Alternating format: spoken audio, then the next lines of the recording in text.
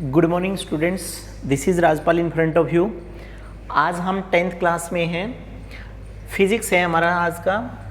और गाइज आज के फिज़िक्स के इस टॉपिक में हम एटमॉस्फेरिक रिफ्रैक्शन पढ़ेंगे। देख पा रहे हैं आप बोर्ड को, बहुत अच्छा सा टॉपिक है हमारा एटमॉस्फेरिक रिफ्रैक्शन। बेटा जो भी डाउट आपके एटमॉस्फेरिक रिफ्रैक्शंस के रिगार्डिंग में थे ना, आई होप कि आज वो सारे क्लियर हो जाएंगे। पहला एक इंपॉर्टेंट टाइटल हमारे सामने आता है, ट्विंकलिंग ऑफ स्टार्स। दो तरह से क्वेश्चंस पूछा जाता है बोर्ड में, how stars start to twinkle, और दूसरा आता है why stars twinkle but planet not. मतलब स्टार ट्विंकल करते हैं, प्लेनेट ट्विंकल नहीं करते, क्यों?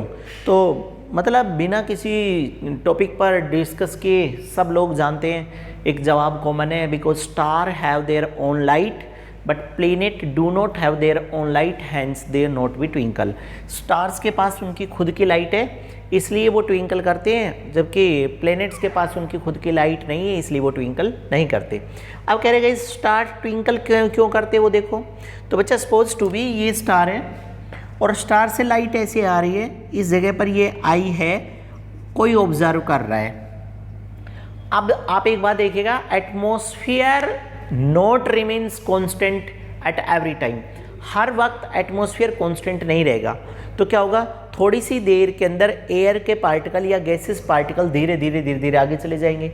और लाइट किससे आ रही है? पार्टिकल से आ रही है। लाइट पार्टिकल से आ रही है, पार्टिकल धीरे धीरे आगे गए तो आपको लाइट इधर अपीयर हो जाएगी। और लाइट एक्चुअल में क्या है? That is the impression for that object. इसलिए आपको ये स्टार यहाँ से थोड़ा सा यहाँ नजर आएगा, इधर भी आ सकता है और इधर भी आ सकता है।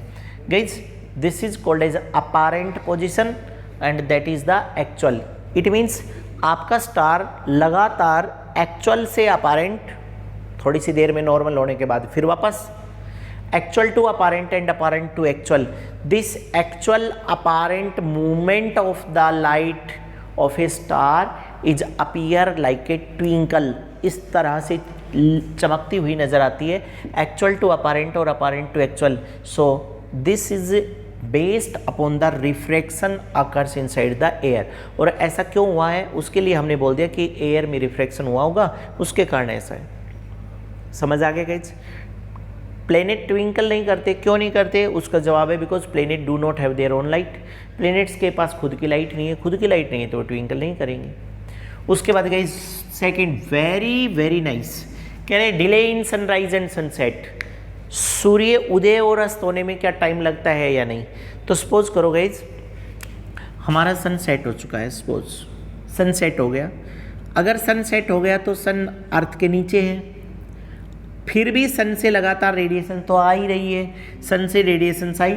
और देखो बच्चे एक बात, जिस जगह सन है वहाँ पर डेंसर मीडियम है और इससे दूर रेयर मीडियम होगा। और आपको बताया था डेंसर टू रेयर जाएंगे तो अवे फ्रॉम द नॉर्मल।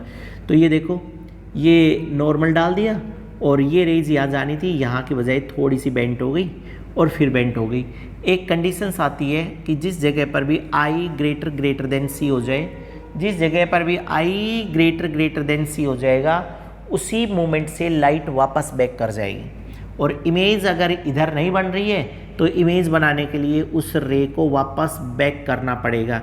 इसलिए सन की ये वाली इमेज हमें यहाँ नज़र आ रही है। एक बार दोबारा से देखो, सपोज सन सेट कर चुका, सन अर्थ में चला गया, ये अर्थ है और अर्थ के चारों तरफ ये जो डॉटेड लाइन है ना, these are the different layer of temperature.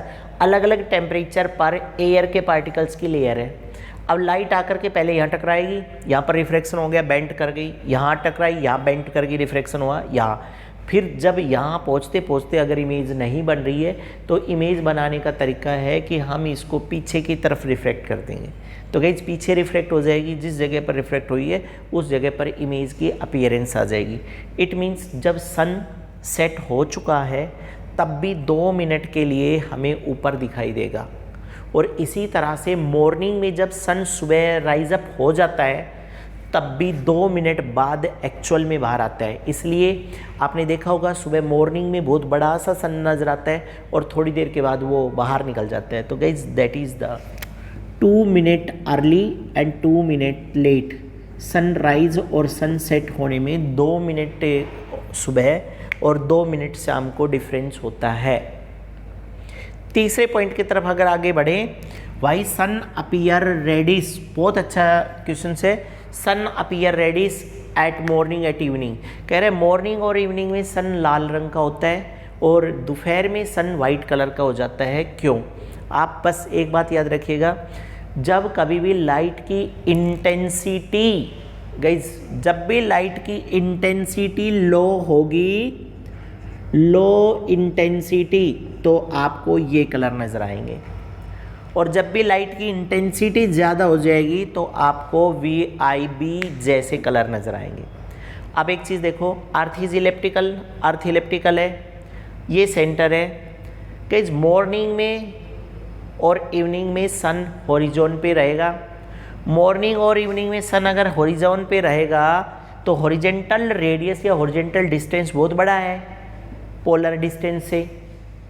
ज़्यादा डिस्टेंस को कवर करने के लिए लाइट को ज़्यादा दूर जाना पड़ेगा, और अगर लाइट ज़्यादा दूर गई तो वेवलेंथ और फ्रीक्वेंसी, वेवलेंथ तो दूर जाने के लिए ज़्यादा चाहिए और फ्रीक्वेंसी हो गई कम। इसका मतलब अगर लाइट की वेवलेंथ और इंटेंसिटी या फ्रीक्वेंसी में एक रिलेशन है, intensity is inversely proportional to lambda power 4। सीधी सीधी बात, ये फॉर्मूला है guys, intensity is inversely proportional to lambda power 4।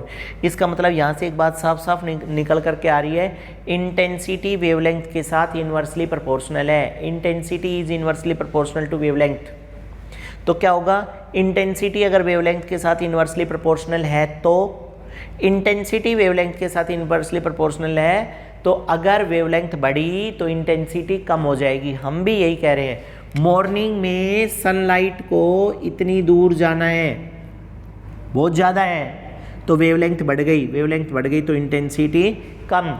इसलिए मॉर्निंग और इवनिंग में इंटेंसिटी कम होने के कारण येलोइश, ऑरेंजिस और रेडिश कलर नज़र आते हैं, येलोइश, ऑरेंजिस और रेडिश कलर नज़र आते हैं।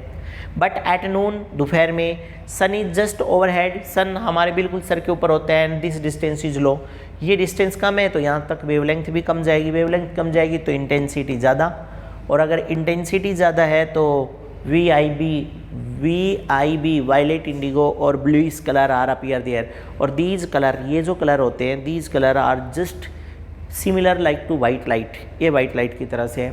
गाइस आज के वीडियो में हमने 3 टास्क किए। ट्विंकलिंग ऑफ स्टार, कुछ भी समझ ना आए तो twinkling of star is mainly due to atmospheric refraction.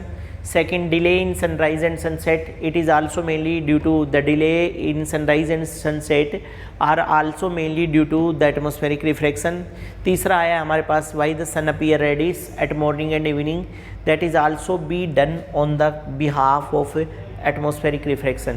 ये भी atmospheric refraction है, ये फॉर्मूला ज़रूर याद रखें आप अपने आंसर में। Intensity is inversely proportional to lambda power 4। I hope guys आपको क्लियर हो गया होगा। आप एक बार स्क्रीनशॉट ले लें, और कोई प्रॉब्लम आए तो प्लीज़ कमेंट बॉक्स में लिखें। Thank you.